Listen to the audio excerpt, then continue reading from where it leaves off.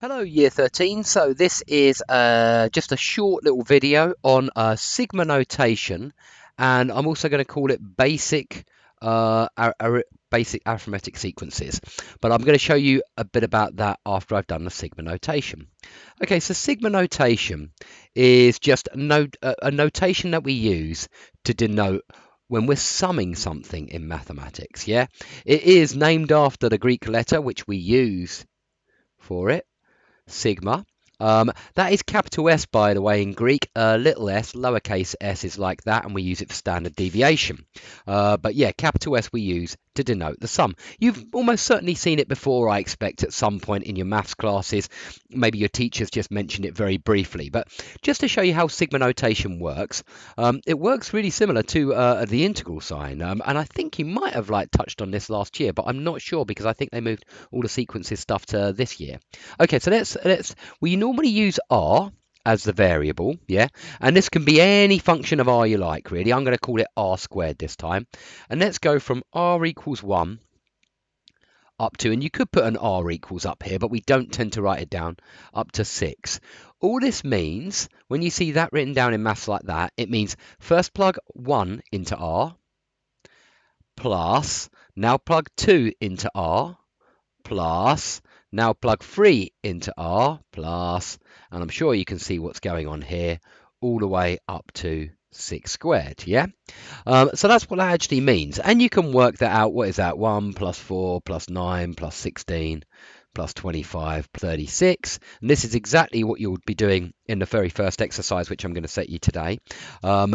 And then we're going to do the start of the next exercise, and we should be ready for Monday to do the tough bits when you're back in school. Okay, so that's 14, 30, 55, 91, I think. Yeah, let me know if I've added it up wrong in one of these videos. It wouldn't surprise me at all. That is how sigma notation works. Now, there are a few little things I want to mention. Yeah, sometimes you will have just a clear, and this is the weird case. Yeah, you don't always start from r equals 1 either. You can start from r equals 0. Maybe I'll show you a simpler one. Maybe I'll show you an arithmetic sequence. Yeah, here's an arithmetic sequence for you, 3r minus 2. You could have something like that in there. Yeah, and that means plug in r is 1, you do 3 times 1 minus 2, you get 1. Plug in r is 2, you do 3 times 2 minus 2, you get 4. Plug in r is 3. Oh, and let's not go up to 6 this time because I'm getting bored of doing 6 terms. Let's only go up to 4, just to save myself a little bit of time. 3 times, where are we? 3 times 3 minus 1, that's 7. And then 3 times 4 minus 1, that is 10. 11. Hang on a second, have I done this right? Plus 3, plus 3. 3 times 4 is 12. Minus 2, minus 2. I was getting very confused there. That almost went terribly wrong on a 3 times 4 minus 2 question.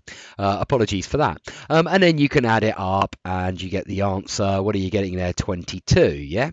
So that is, now I call that an arithmetic sequence, but you will often hear it called a linear sequence, or a linear sum, sorry.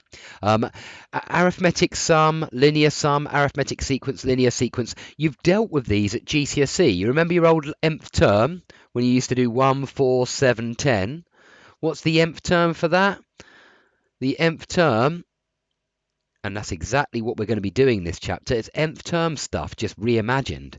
Nth term is 3n minus 2, isn't it? Well, look, we've got 3r minus 2 here, and that's why it's generating the numbers 1, 4, 7, 10, and so on and so forth. So we're going to do a lot more in the linear sequences in, well, certainly on Monday, but also at the end of this.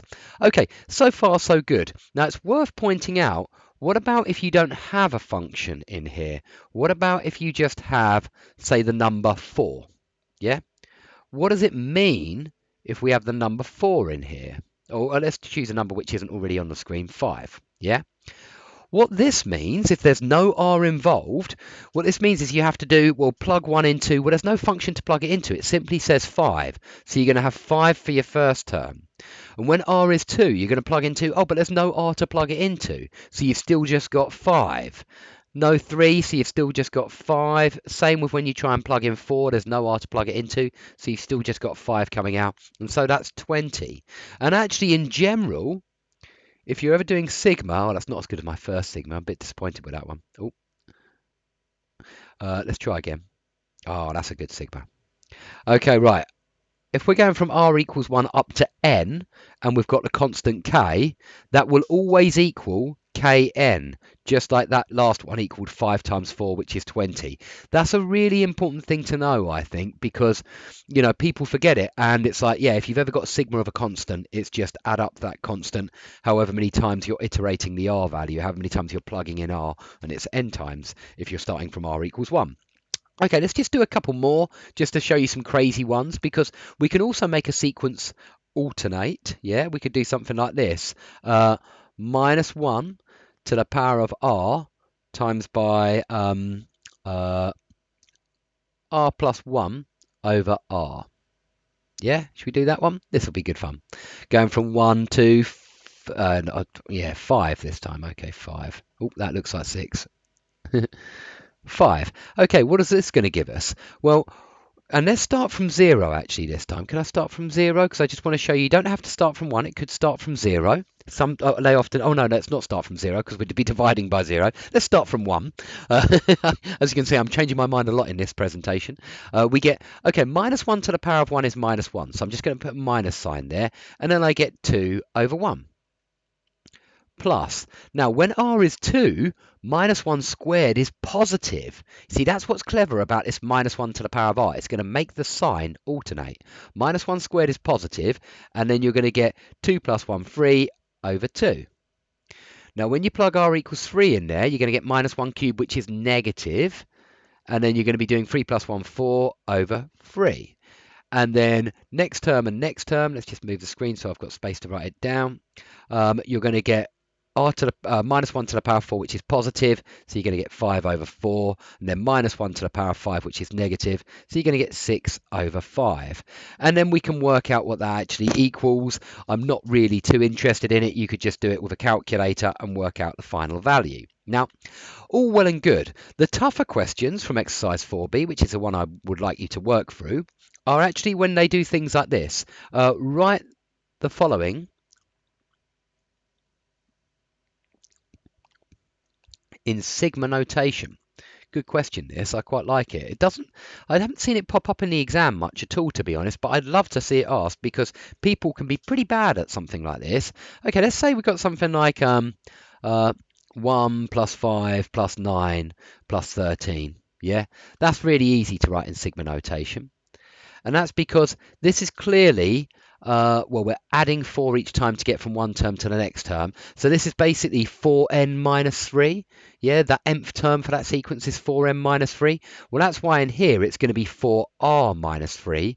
And then we're going from r equals 1 up to r equals 4. Yeah, now check that. When you plug in 1, you get 4 times 1 minus 3, you get 1. When you plug in r is 2, you get 4 times 2, which is 8 minus 3, which is 5. Even in the last term, when you plug in 4, 4 times 4 minus 3, that gives you 13. That's going to work. That one's fine. That's easy. What about if we had something like this? 1. All right, let's do a half minus a third plus a quarter minus a fifth plus a sixth. Okay, this is a bit tougher. But recall what I just said about how we make the signs alternate, yeah? We want, like, can you see that on the top is always 1, but on the bottom, and there's several correct answers here, but on the bottom we've got basically what we could call r. Now what you could do is just put r there and start r from 2 this time, yeah? And go all the way up to 6. Yeah, that would be perfect, except we've got the sign alternating here, yeah? Can you see that? The sign is alternating. So we need to times by minus 1 to the power of r, perhaps. Let's see if that works. When you plug in r is 2, that's going to make my first term positive. Yeah, that's going to work. That's going to work. Now, if it turned out like that the first term was negative and we are actually making it positive, all you'd have to do is just like look, put a little 1 there and, you know, that kind of solves the problem. But we haven't got that problem here. So that is a perfectly fine answer. By the way, you could have had this as an answer as well. You could have instead started from r equals 1 and gone up to 5, but done 1 over r plus 1. That way you're definitely getting 2, then 3, you know, 2 on the bottom, then 3 on the bottom, all the way up to 6 on the bottom. Now, this bit is where you'd need to fiddle it a bit because that first term would have been negative then, And that's why I probably would have just put a little cheeky +1 on there, and that makes that -1 first get squared, and therefore the sign's going to alternate with the right terms. Okay, so there's a pretty tough one. Should we do a couple more? What about if I had something like this? 1 plus, or no, let's do it slightly more difficult. Sometimes you've got to notice patterns. 8 plus 27 plus, what comes next? 64 plus, what we got next? 125, yeah? Let's say we're doing that. Okay, hopefully you recognize those are cube numbers. Now you could just start, as it starts from 2 cubed, you could just go r equals 2 up to r equals 5. Or I've put r equals there. You can do that, but they don't normally in the book, so I won't. And we'll just put r cubed. Then you're going to do 2 cubed plus 3 cubed plus 4 cubed plus 5 cubed. And you're all good.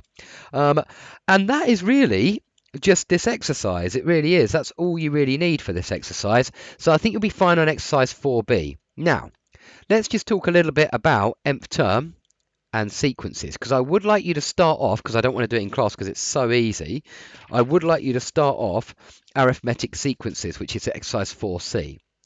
Now, an arithmetic sequence you should be really familiar with. You just probably haven't heard it called an arithmetic sequence before, but I'm telling you, you are familiar with these sequences. They are simply sequences which have a common difference, yeah, a constant difference. So if we've got something like this, 13, 15, 17, 19, that's arithmetic, but I think most mathematicians, I don't know, maybe it's just me, I normally refer to it as a linear sequence. That's what it is. Whereas if you've got something like this, 1, 3, you could have 1, 3, 6, 10, 15, that is not linear or arithmetic, not an arithmetic sequence.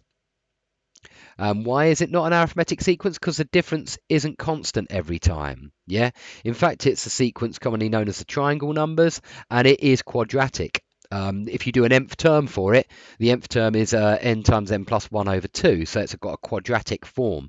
But all arithmetic sequences will have a simple linear answer for their nth term. Yeah, so that is an arithmetic sequence. Now, I hope you're absolutely fine with finding nth term, but let's just do a really awkward one to try and, start things off. Let's do 30, 29.5, 29, ...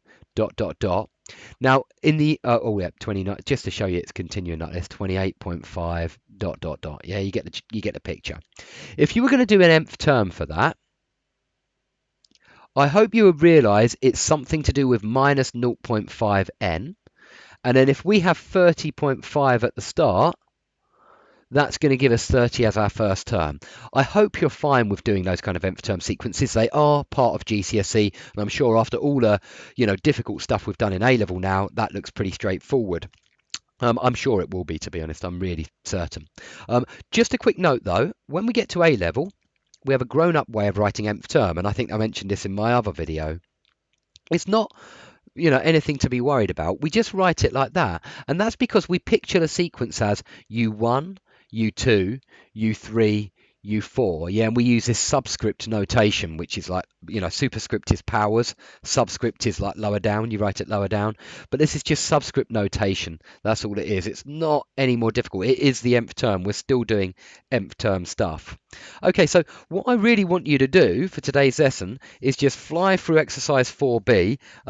It's not a long exercise. It really isn't. If you just do every other question from questions 1 and 2 and then do 3, 4 and 5, then you can get on to exercise 4c, where you can do that's page 76 as well. Just do the first 4 or 5 questions. It shouldn't be too difficult, but it will just get you in the zone for Monday's lesson, where we're going to do the tougher stuff.